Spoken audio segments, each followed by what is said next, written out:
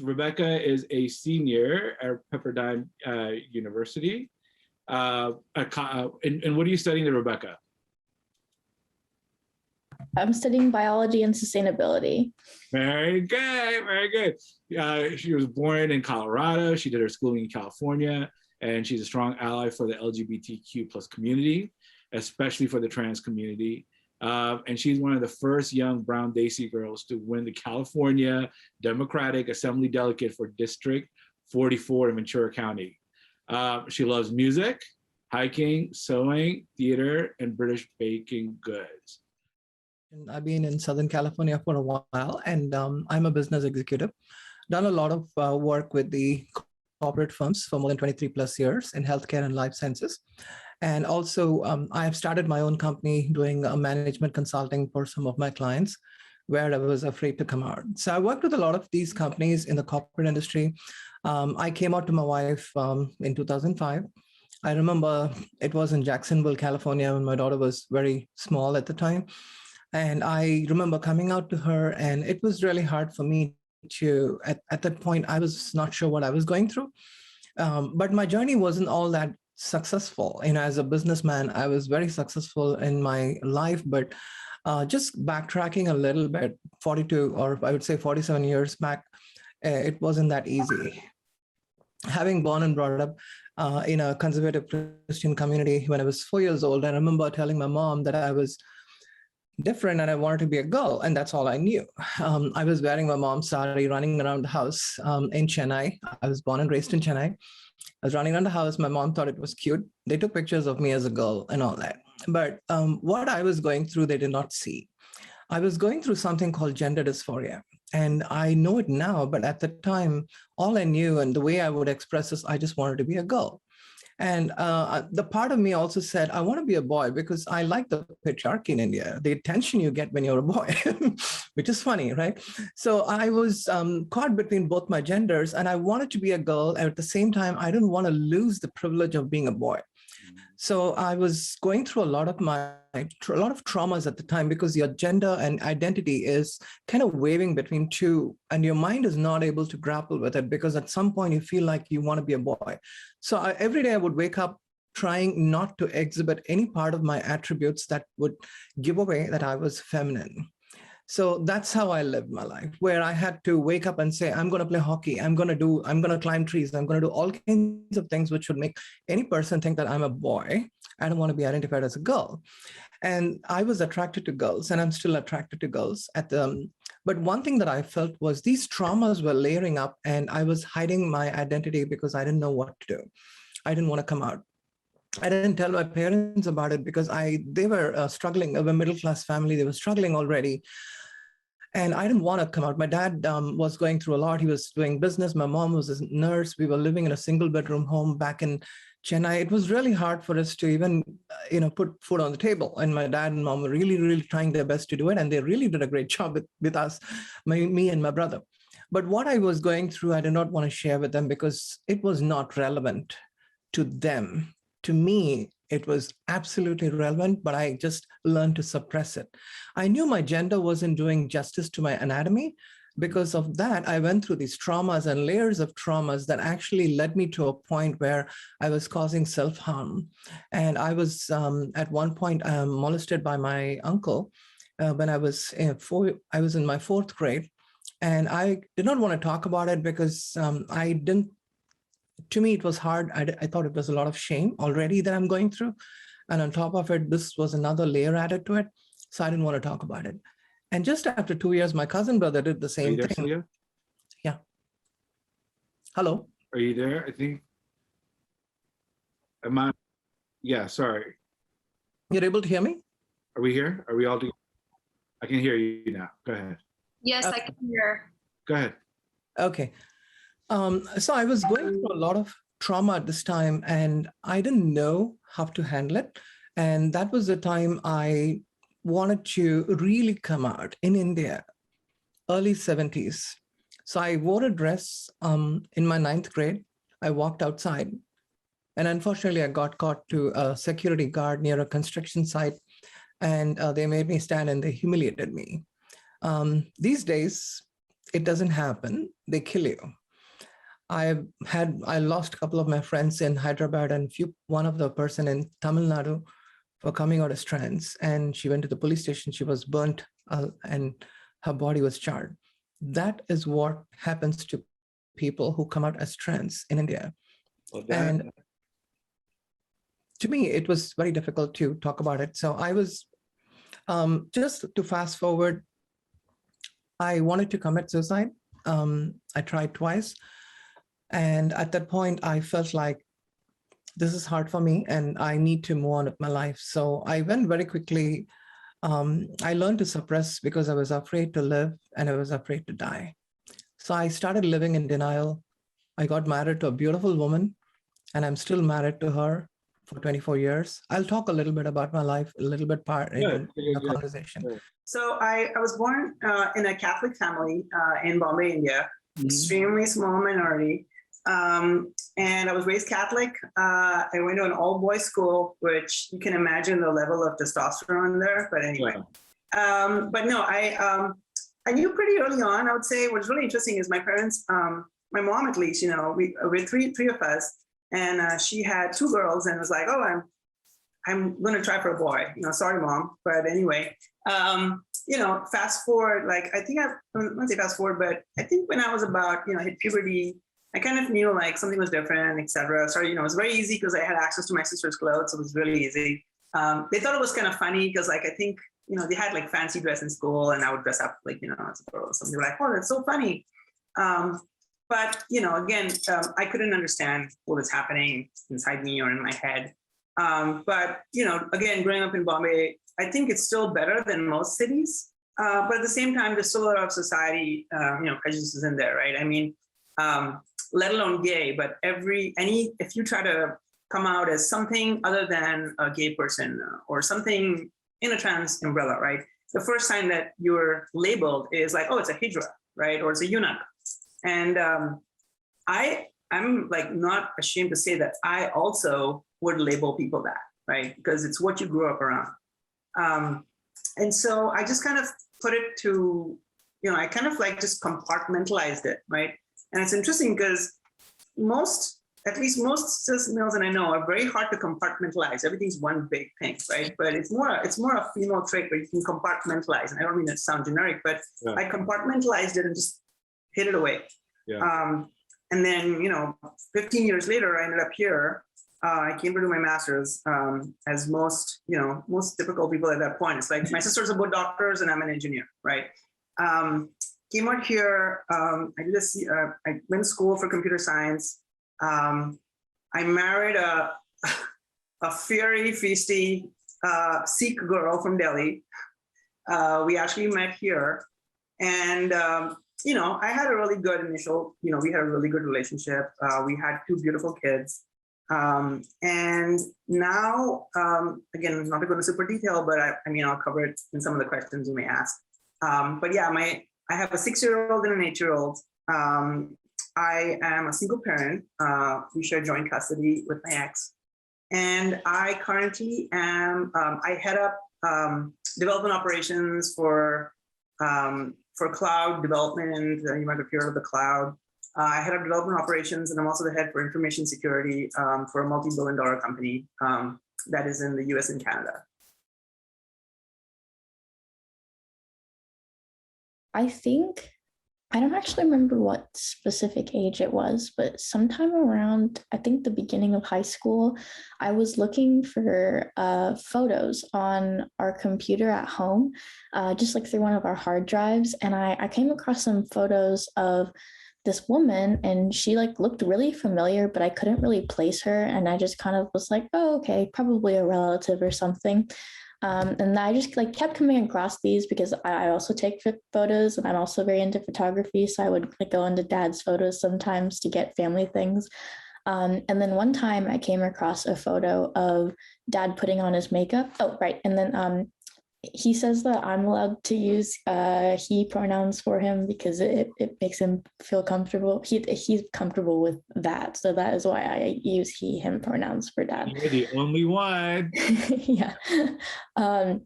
And so I was like, oh, that's dad. And so I think I went and talked to him about it, and I was like, "Oh, Dad, I found this photo of you," and he kind of was like, "Oh yeah, I sometimes I dress up and I put on makeup, and it makes me feel like more myself." And I was like, "Oh, okay." I mean, I hadn't really experienced that before, but I just was like, "Oh, okay, this is a thing my dad does, so I'm gonna go with it." So I just kind of accepted that and moved on. And I didn't really think about it for a really long time. Yeah. And then later, again, I really don't know where this is on the timeline. I'm so sorry. But he told me that he was gender nonconforming one day, and he told me his entire story about his childhood and about just everything he experienced as a child, and like coming out to mom and everything.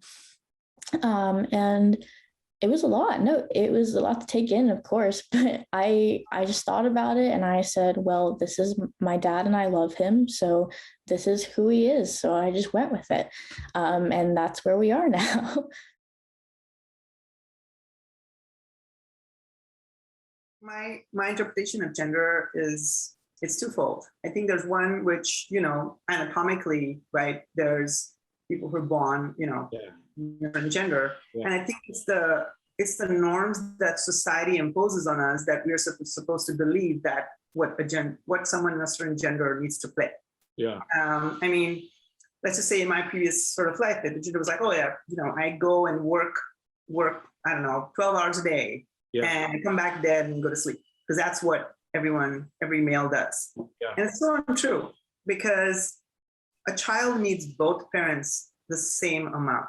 Yeah. There's things that, I'm sorry, but no mother alone can provide. And there's no things, and just for clarity's sake, I'm still dad to my kids and I'll always be. Yeah. And they call me Papa, and I'm, again, totally fine with it. But so I think there's the twofold, right? So that is one of the biggest things that I really like to rock, is I like to rock those gender norms, and I'll rock it every chance I get. Yeah. If I'm there and I pop the hood of my the hood of my car, and I'm like checking something, and someone comes and I'm like, I'm good, and then people just like stare like, how do you know? Like, I'm good, right? And same thing is like something my phone says, oh, let me show you how to. I'm like, excuse me, I have a master's in computer science. I can figure this out. I don't need to. Right?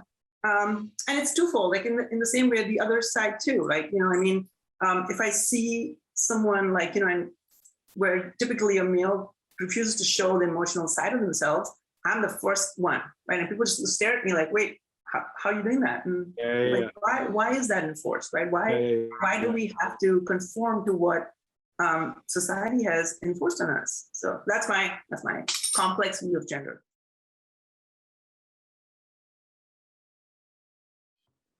Coming out in the early 70s was very confusing because there was not enough information. Yeah. I would say that it's a very difficult way to describe. And now I can go and put a framework to how things came out. But at that point in time, my mom was a nurse. I could have explained to her. Yeah. But coming out was very difficult because if you come out in India, what happens is you have three choices. One is you go and join the Hijra community. Yeah. Number two, you get kicked out from your house and you try to commit suicide. Yeah.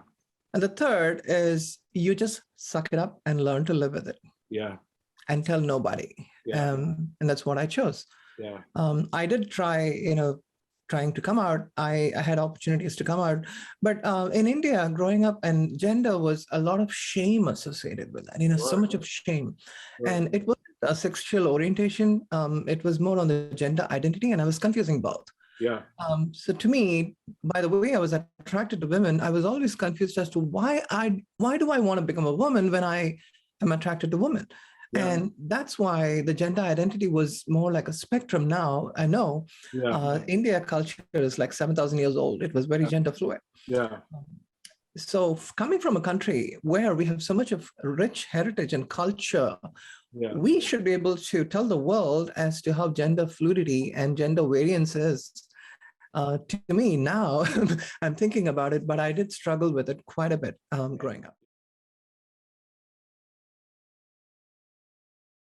To be honest, like my parents passed away, so my only kind of living blood family is my sisters who were in India, and my elder sister was really interesting. I mean, they found out very abruptly because my ex decided to send pictures of me to them and my entire family in India and all our friends, and that was her way of exercising her Aries. Anyway, but so I had literally like I didn't get a chance to do it myself, right?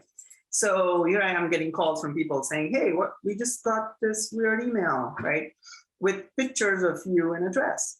So anyway, it was pretty abrupt, and honestly, it was kind of like she took the weight of me figuring out a way to tell people or telling family, but it also showed me this is literally as much as I can remember verbatim the conversation my elder sister had when she called me.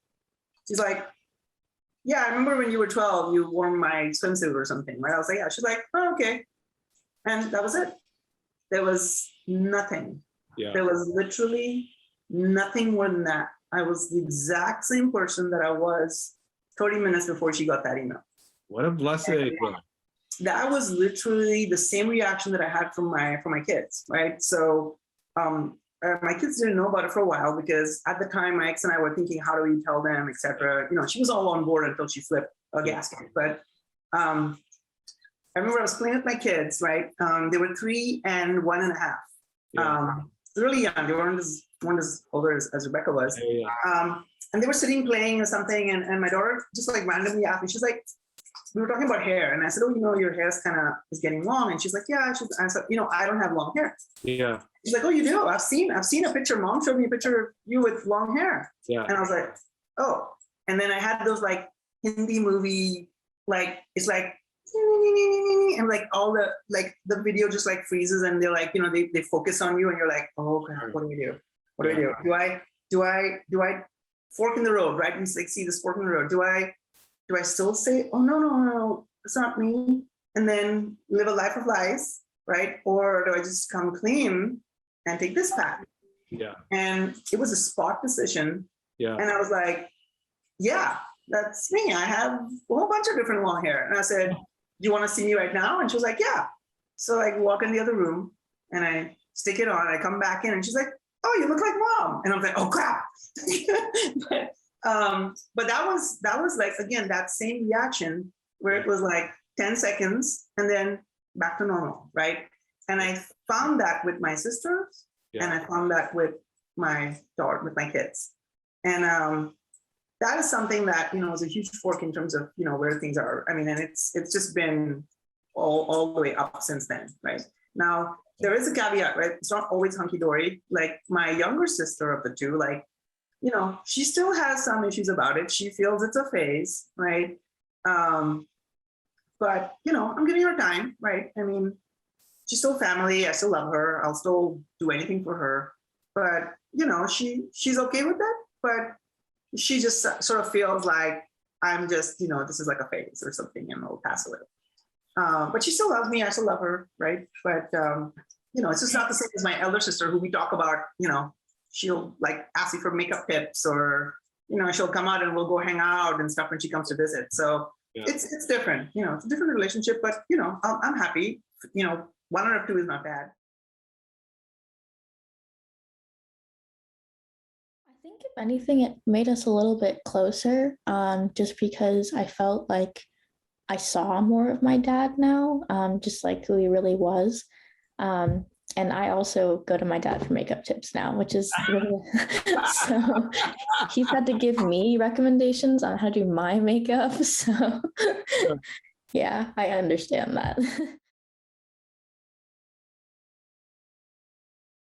Of course, I wanted to, always, I wanted to have a girl baby, and I was so glad that, and yeah, when my wife was pregnant and first time I knew it was a girl, it was like, oh my God, I'm having a girl baby.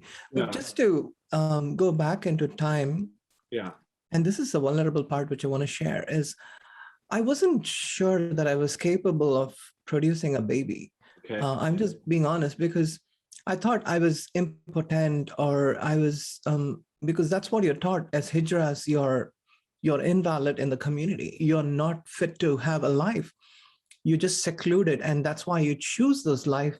And so for me, it was always in the back of my mind as to, am I capable of getting married? Am I capable of making sure that I have a baby? Can I raise a family, that, and take care of my wife? So that was honestly something that I was always dabbling with. And even when I went to the point of getting married, I was so scared. When we came to this country in 97, I was so scared. How am I going to start my life here? Because I married this beautiful woman. She's trusting me. What if she knows that I'm different? Is that going to break her marriage? And so honestly, when my daughter came out, it was like, I was there. I saw her. I cut the umbilical cord. I was not like those scared dads you see videos. So I did everything, and I was so proud of my journey. And I was thinking, wow, this is amazing. So to me, that was what is parenting.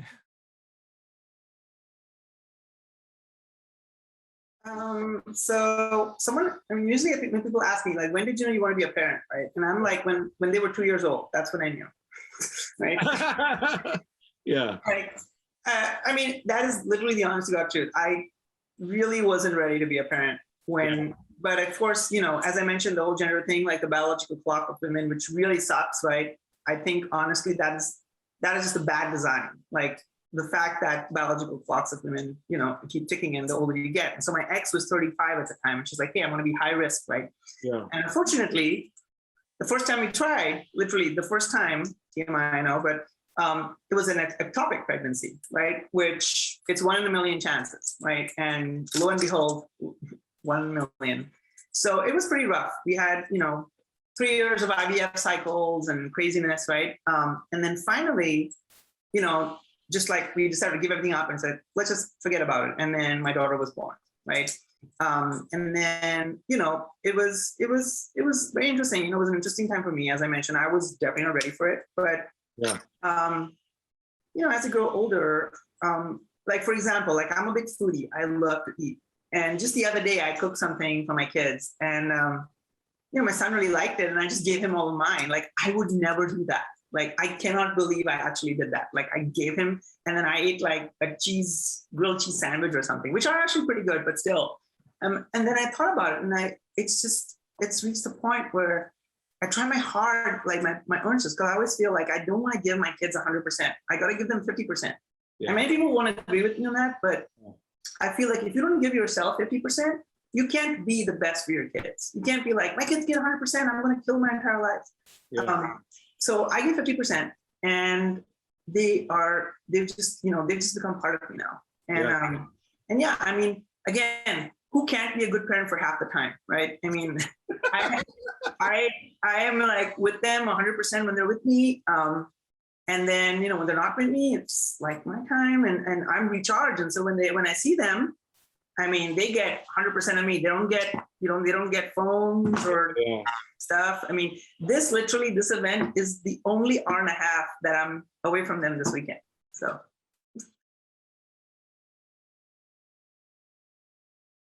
I think as a parent, your responsibility is the same, whether you're cisgender or transgender. Your responsibility as a parent is the same. You take that commitment to raise your family and to take care of your children. No matter what you're going through, you have made a commitment to do it. And to me, that is important. And that's one thing that I told my wife, that I know my daughter accepted me in 25 minutes. I have all those data, actually. She accepted me in 25 minutes. I brought her to my room and I explained a lot of things that I was going through. And I was telling her that, I was telling her that pray that mom will accept me. And because my wife was brought up in a different culture and society back in India, and I was raised that way too. And I can imagine for her to think about, I thought my husband is straight. He's the most straight guy I've ever been. He's into music. He goes to stage and he's like freaking out on the guitar and does music, and he's so talented. And my wife was into music. She's into music too. So there are lots of commonalities we had in terms of hiking, into music, in terms of so many other things, politics also. We are so much connected at the hip. But when it came to this, she was like, no, this is a lifestyle choice. And I kept telling her, I couldn't educate her because I didn't know what I was going through. I'm talking about early 2000. Yeah. So it was very difficult for me to even educate her about it. And then I found out later in my life that I looked at my daughter and she was, I used to drop her in, we were in Florida at the time. I spoke to a counselor asking for help. The counselor said I was a feminine gay. And to me, that hit hard because I was like, no, you don't understand. I'm not going through sexual orientation issue. I'm going through a gender identity crisis. And the person was not able to help me.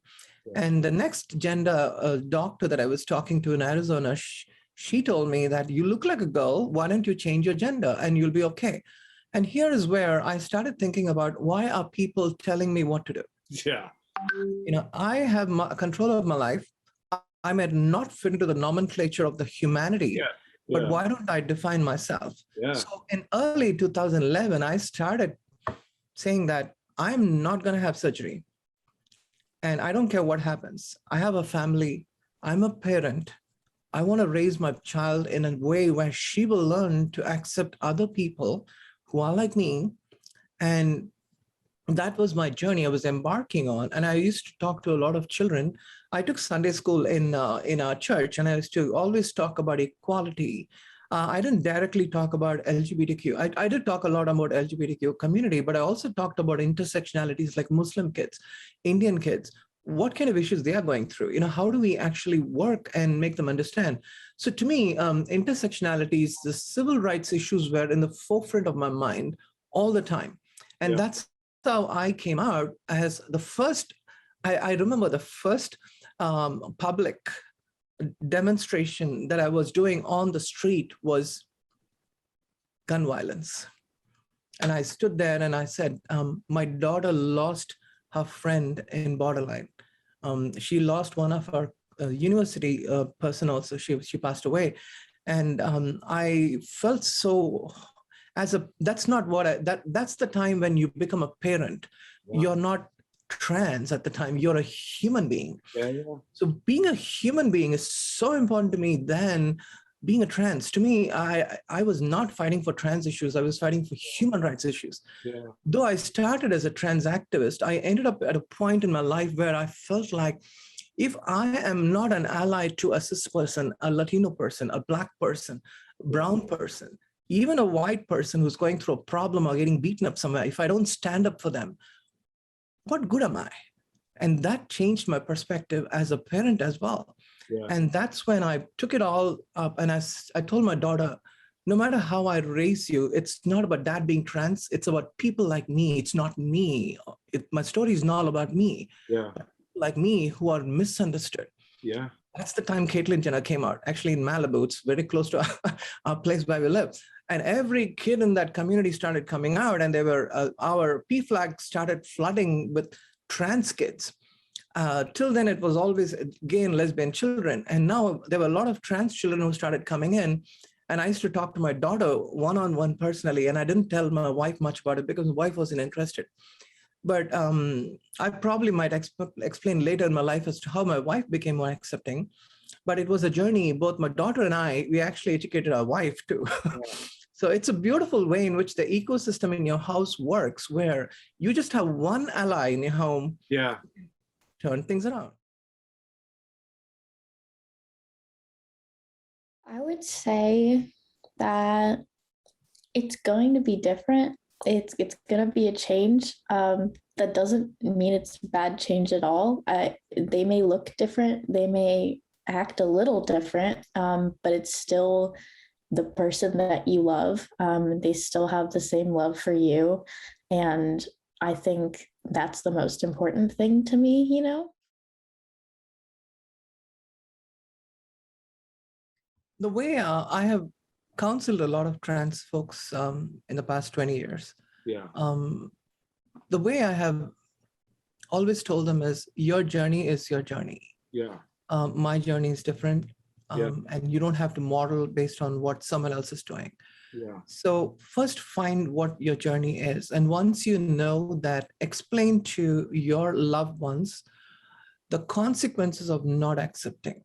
Don't tell them that because a lot of times Indian folks don't want to talk about the most uncomfortable conversation. There's an elephant sitting right in the room, but they just walk around the elephant because they're like, I don't want to talk about it. And the wife is also like, I don't want to talk about it. We did that. And it was very difficult for me. And the way I have tackled some of these questions is to sit with my wife and I talk to her about the issues that I went through of not being accepting. Yeah. So I focused on gender dysphoria. I focused on the statistics and data. Yeah. I told her there are 51% of trans kids trans folks are attempting suicide. Do you know that? Then I started talking about gender dysphoria. I started talking about why a lot of discrimination exists, because she loves everybody around the world, but when it comes to her husband, it's different. It's a different relationship, and I get it. I love her to death. Even today, I was telling her that your daughter and I are going to go and just talk to the Desi community about this, because it's so important. We need to, because they have a preconceived notion about trans folks. And the important thing that you need to understand is even within the trans community, you have non-op trans, pre-op trans, and post-op trans. Yeah. So there are people in different spectrums within the trans community. Some of them might feel like, I want to completely change my gender because I don't want to do it. I can't live in my birth gender. Yeah. They move into the preferred gender or the authentic gender they choose. And sometimes it may not be that. So in the Indian family, they'll always compare and say, why can't you be like this person? Just wear a dress and just walk around, but don't change your gender. It's not about wearing a dress and walking around. It's something that's inside. And mental health is not taught in Indian families. Yeah. So this is a mental health issue that I was going through. I was going through anxiety a lot. And you won't believe that my wife and daughter, after they became an ally to me, it's like massively gone. Gender dysphoria is massively gone, because I don't have to hide. I don't have to pretend. I don't have to think this is just some issue, but I have my family helping me with that issue. That's why the family acceptance is so important, and it can only come from educating the families and willing to listen. I want to share a word which is called allies, ALLIES. And I talk about this in all the corporate conversations, because this is actually a corporate word that we formed. The way I think about allies is, as an ally, you need to acknowledge your privilege, that you have a privilege and you can help another trans person. The L is to listen. You need to be willing to listen, which lacks in our community. The second L is you have to also be willing to unlearn. You have to learn to unlearn things that you have learned, because that is a lot of unlearning even with me. And then I is to instigate tough conversations and also have tough decisions in your office. If you're a boss, you need to make tough decisions. So that is I. And E is to educate yourself and also educate others. It's so important as a family. When I came out, my daughter she already knew about trans. I didn't have to tell her. And I know that she was in her early teens when I came out to her. And I remember my wife telling me that it's too early to tell your daughter. Don't tell her. Tell her it's Halloween. And that's what my wife told me. And I sat in the car and we were going to a Christmas party. And that's the time my daughter came out and told me.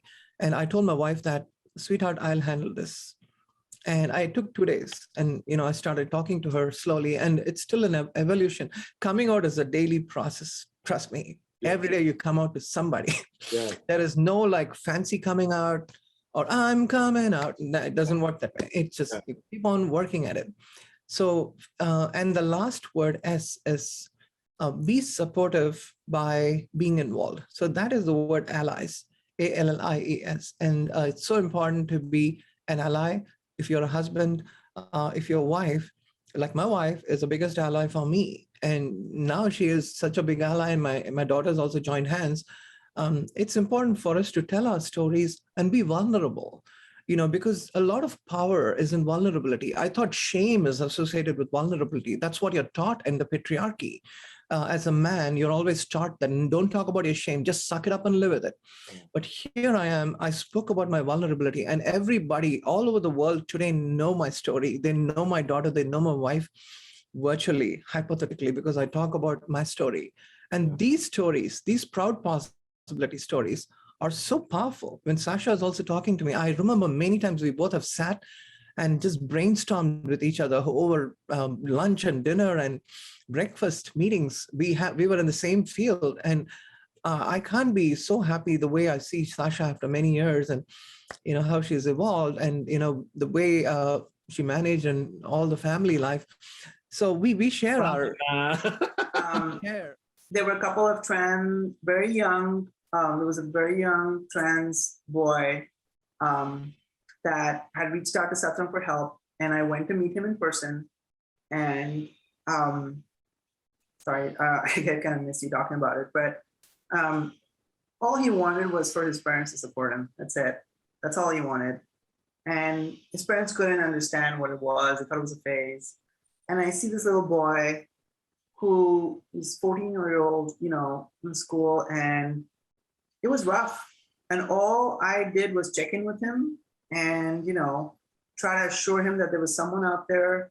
But what I can bring from that interaction is this is more for someone who's trans and needs support from your parents, and your parents are, it's rough. Try and find someone in an extended family who might be your supporter, right? So for this trans boy, his uncle was very supportive. His uncle was like, he was just very supportive. And then he talked to the dad, right? And so he was able to get through to his dad through his uncle. And it worked really well for him, right? But I still check in on him a lot, right? So I would say that would be something for, addressing in terms of a trans person here who's like, having a hard time, because I don't know, it's unfortunate, but growing up in India, even though I didn't, grow up in the majority of like a Hindu majority or Muslim majority, I grew up in a very small minority in terms of, Christians or Catholics, which is even smaller. But there is that mentality, right? There's an Indian mentality, which is very hard to change. And I know, Celia, you talked about learning to unlearn. No one knows that. No one even knows what that means. I mean, let alone know how to enact it, right? And so it's rough in that sense for those trans kids, right? But I think for me, what helped a lot is just different pieces of community. Like, I didn't know much about Satrang, so I can't claim to say that Satrang helped me out when I was going through rough times. But my many different, let's just call them friends that became family, Celia being one of them that I knew, all helped, together. So all those little pieces, whether it was my divorce support group from my church, right? That helped my trans friends that I used to go to partying out with every Saturday night. Like, I initially thought, oh, that's just partying, but no, it was the few friends I made there who kind of told me like, hey, it'll be okay. Those all collectively helped, right? So from a parent standpoint, that's for trans kids. But from a parent perspective, I'll tell you what I spoke to a good lesbian couple friend that I had that is thinking of having a kid, and they're kind of with concern. My advice from being a parent in that situation is, right, you have to really, really want it. Both partners or both people like thinking of having a child, you have to really, really want it, right? And I think, the bonds between you have to be really strong, because having a child is no easy kind of thing. It puts everything to a test. So if you're not that strong and you think a child is going to save you, that's not a good idea, right? Yeah. And it's best to be, I'm extremely blunt being a Capricorn. Like, I'm extremely blunt. And, people advise me, like, don't be so blunt. But it's good to face reality. It's kind of like being vulnerable, right? Like that Celia was talking about. It's all these things that, like, who said so? Who said you have to be that way, right? I'd rather know the truth. And I think, Gen Z, and I don't know if Rebecca can think of this or not, but we'd rather hear the truth. So like with my kids, they'd rather hear the truth. I treat my daughter like an adult, right? I don't sugarcoat stuff. Like, she'll ask me something, she's like, why is this? And I'm like thinking, wait, I don't have to explain, like, make up some concocted story. She didn't understand it. So I don't know, I hope I answered it in a certain way. Yeah, I think your message is responsible, but make sure that you want to be a parent, right? So whether you are a person that is cis, that's non-binary, trans, any other identity, it's about just being a parent, and you really, really need to want to be a parent, right? And not be a parent to stay in marriage, not be a parent to fulfill like a part of you that might be the problem. It is. It's the way I compare it is like, people take up hobbies, having a child is an expensive hobby. Okay, it's really expensive, and Celia can say for that too. But I know I have two coming up. But it's an expensive hobby, and it's nothing bad about it, right? But you have to look at it from that perspective. You should not look at it from the perspective that society expects me to have kids, right? I mean, me and my ex, like we tried dogs, and we did pretty okay with dogs. So we're like, okay, now we'll upgrade, right? I mean, my parents thought like, they're like, oh, they had dogs, that's it, they're not having kids, right? So I think it is something that you really want to have. But again, you're always fighting the clock, right? So it's tricky. Like, of course, I would have loved to have a kid when I was 19, right? Because now I'm like, when my son wants me to lift him upside down and throw him around the house, I mean, I'm starting to feel it. I'm like, 60 pounds is a lot, right? So again, it's everyone's path to becoming a parent is different.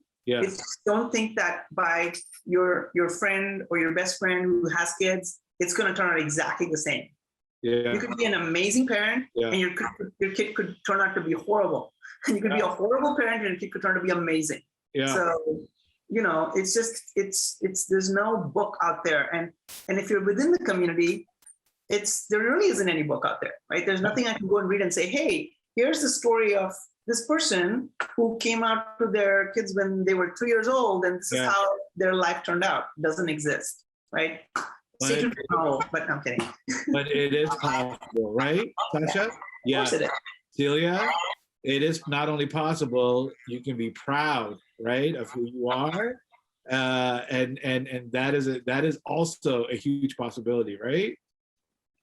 And the biggest gift is that we get folks like Rebecca, right? Who are going to be championing our cause to a generation that we might not be easily to be able to get to, and be light and examples for other kids who might be dealing with these type of family issues.